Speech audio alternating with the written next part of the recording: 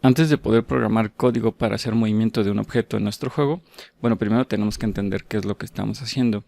Y en videojuegos normalmente utilizamos matemáticas todo el tiempo, pero contrario a lo que mucha gente cree, estas matemáticas normalmente son muy simples. Utilizamos sumas, multiplicaciones, divisiones y restas de números y de vectores.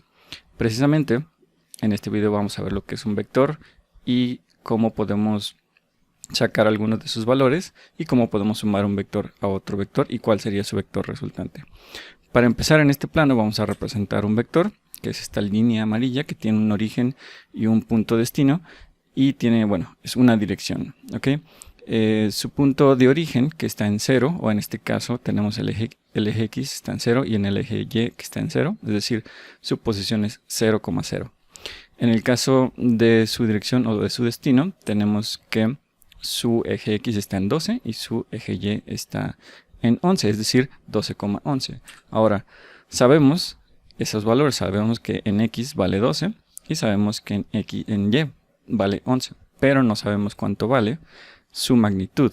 En este caso, la magnitud es precisamente la línea o la flecha amarilla que estamos viendo aquí.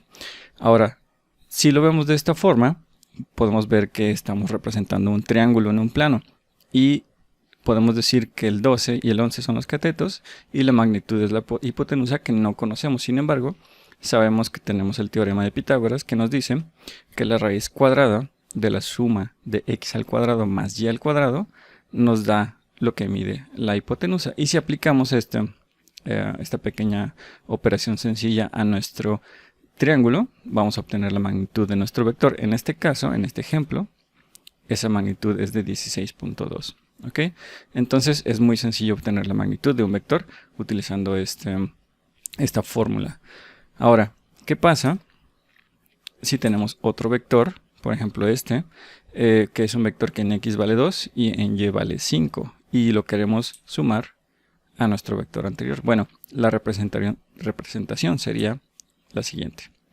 Justo donde termina nuestro primer vector, iniciamos ese segundo vector y a partir de ahí tenemos un vector resultante.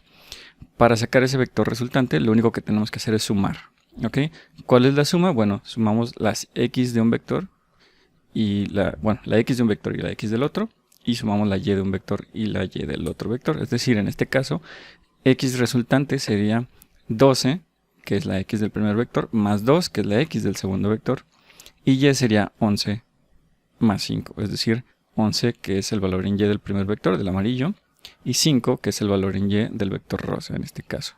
Ahora tenemos un vector resultante, que es este vector azul, que siempre hay que representarlos iniciando desde 0,0, el origen, y su dirección y el punto hasta donde llega es 14 en el eje X y 16 en el eje Y.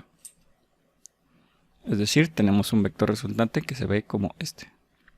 Este mismo método aplicaría si estamos haciendo una resta de vectores y si por ejemplo estamos trabajando en un juego que sea 3D, bueno, tenemos un eje adicional que tenemos que considerar, que es el eje Z, pero las sumas y las restas se hacen exactamente igual, las x de cada vector con las x del otro vector y las y y la z de la misma forma.